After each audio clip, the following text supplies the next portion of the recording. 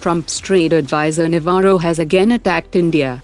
India quickly transformed itself into basically a Kremlin laundromat for their oil. The US conveniently forgets it has been funding Pakistan's military, the very force orchestrating terror attacks in India, so by that logic, America and the West are actually funding terrorism against India by financing Pakistan. Trump's trade advisor Navarro has said, India, you're the biggest democracy in the world, okay?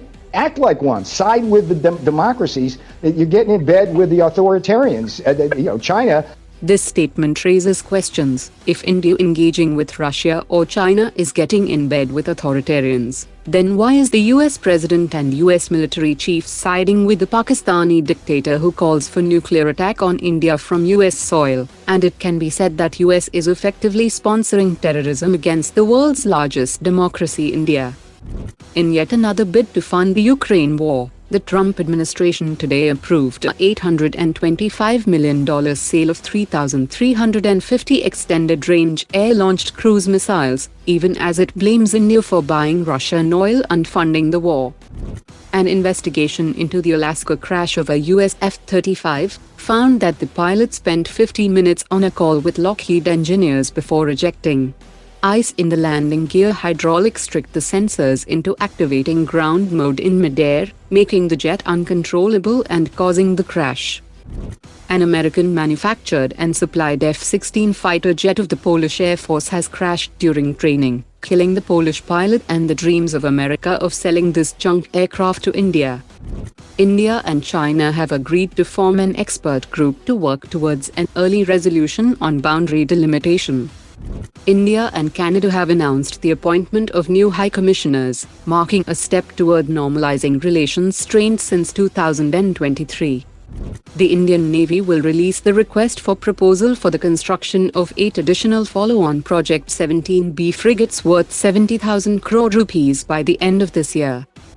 The 7th meeting of the India-Saudi Arabia Joint Committee on Defence Cooperation was held in New Delhi, and talks focused on joint training and exercises, as well as defence industry collaboration and maritime ties. Over 700 Indian Armed Forces personnel have joined the exercise Bright Star 2025 in Egypt, that will feature firing drills by the Army, Navy and Air Force, command post exercises, and training on modern warfare.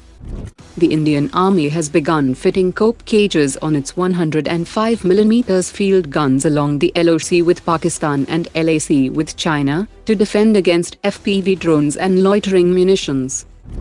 Dassault Aviation has formally proposed to arm Indian Air Force's Mirage 2000 fighter jets with 560 km range SCALP-EG cruise missiles, and 70 km range Hammer.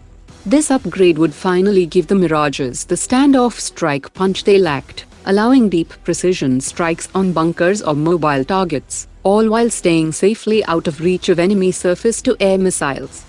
Dassault Aviation will also offer the new Hammer 1000 extended-range weapon with the Rafale F4.1 to India, that is currently under development, and studies suggest that it can achieve a 250 km strike range with larger wings and improved propulsion.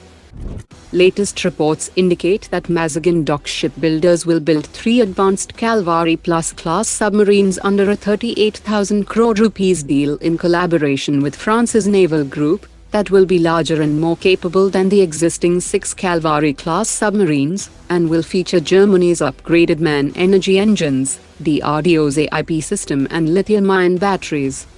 The DRDO has launched a project with private sector partners to develop a SATCOM-based data link waveform for the Tejas Mark II and AMCA, boosting secure beyond line-of-sight communication and networked operations. The system will enable real-time data sharing, sensor fusion, and EW integration. Today's top 3 comments.